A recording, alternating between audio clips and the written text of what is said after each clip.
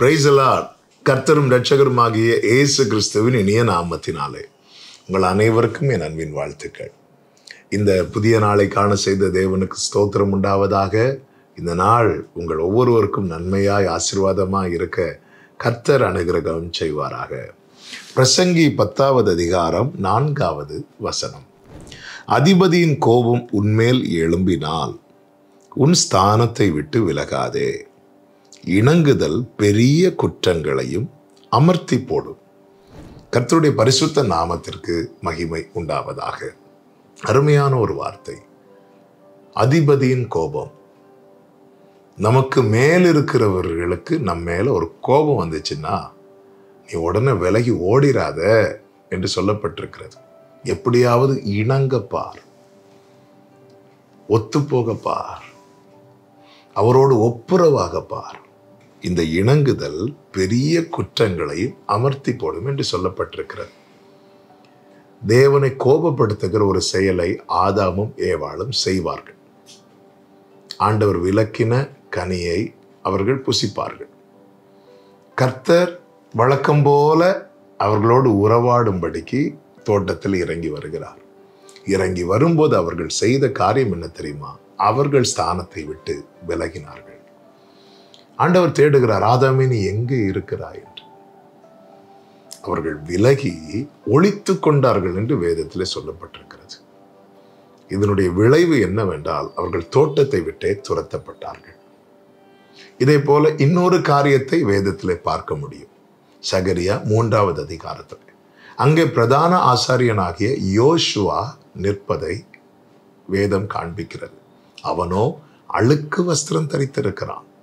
அழுக்கு வஸ்திரம் தரித்திருக்கிறான் என்றாலே என்ன அது வெளிப்படுத்துகிறது என்றால் அக்கிரமம், பாவம். ஆனால் அவன் என்ன செய்தான் தெரியுமா? அவன் ஒளித்து கொள்ளவில்லை. அவன் தன் ஸ்தானத்தை விட்டு விலகவில்லை. அவன் சிங்காசனத்துக்கு முன்பாக வந்து நிற்கிறான். இணங்குதல் பெரிய குற்றங்களையும் அமர்த்தி போடும். ஆண்டவருக்கு முன்பாக வந்து நிற்கிறான். அக்கினி நின்று தப்புவிக்கப்பட்டவன் ஆண்டவர் சமூகத்தில் நிற்கிறான். அவர்தான் காயப்படுத்தி காயம் கட்டுகிறவர். ஆண்டவரிடத்துல திரும்பினாலே போதும். ஒளித்து கொள்ளவில்லை, தன் ஸ்தானத்தை விட்டு விலகவில்லை, ஆண்டவரிடத்தில் வருகிறான்.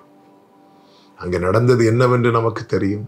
கர்த்தர் என்ன செய்தார் தெரியுமா? அவன் அக்கிரமங்கள் எல்லாம் நீங்க செய்து, அதாவது அவன் தரித்திருந்த அழுக்கு வஸ்திரங்களை களைய பண்ணி சுத்தமான பாகையை அவன் தலை மேல வைத்து அக்கிரமங்களை நீங்க செய்து விரோதம் செய்ய வந்த சாத்தானை வெட்கப்படுத்தினார்.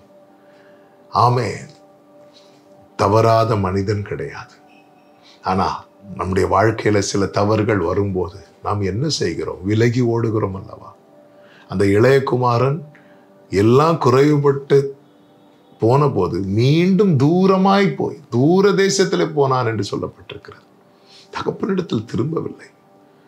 அவன் எல்லாம் நஷ்டப்பட்டு கடைசியில சாப்பாடுக்கே வழி இல்லாத நிலையில தகப்பனிடத்துல வந்து பார்த்தா தகப்பன் அவ்வளவு அன்போடு அவனை ஏற்றுக்கொள்ளுகிறார். அவன் நினைச்சிருப்பான், இதை ஃபர்ஸ்டே பண்ணியிருக்க மாட்டேனா, என் வாழ்க்கையில் இத்தனை இழப்புகளை நான் பார்த்திருக்க மாட்டேனே.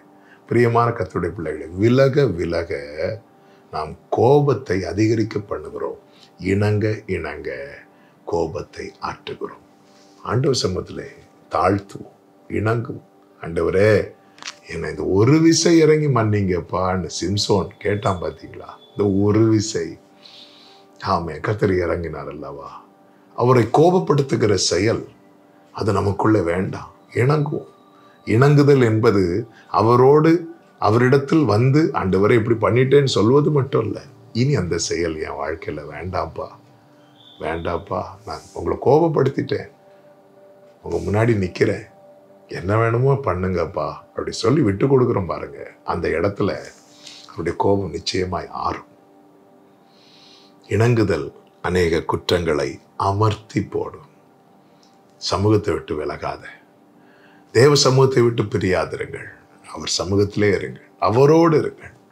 அவர் கண்டித்தாலும் அவர் சிட்சித்தாலும் அது நம்முடைய நன்மைக்காக தான் இருக்கும். ஐயோ அவர் கண்டிக்கிறார், அவர் சிட்சிக்கிறார் சொல்லி அவருடைய சமூகத்தை விட்டு விலகினார், அது இன்னும் நம்மை அந்த கோபத்துக்குள்ளாகவே வைத்திருக்க பண்ணும்.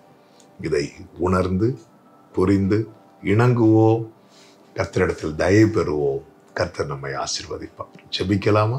எங்கள் நல்ல தகப்பனே, இரக்கமுள்ள தேவனே, இந்த நாளில் எங்களோடு பேசி உணர்த்தின காரியத்துக்காக ஸ்தோத்திரம். இணங்குதல் எப்பொழுதும் எங்கள் அதிபதி நீர்தான் ஆண்டவரே. அப்பா, உம்மை கோபப்படுத்துகிற காரியம் எங்களில் வெளிப்படாதபடி எங்களை காத்துக்கொள்ளும். எப்போதும் மோடு ஒப்புரவாய் இருக்க கிருபை செய்யும். இயேசுவின் நாமத்தில் பிதாவே, ஆமென்.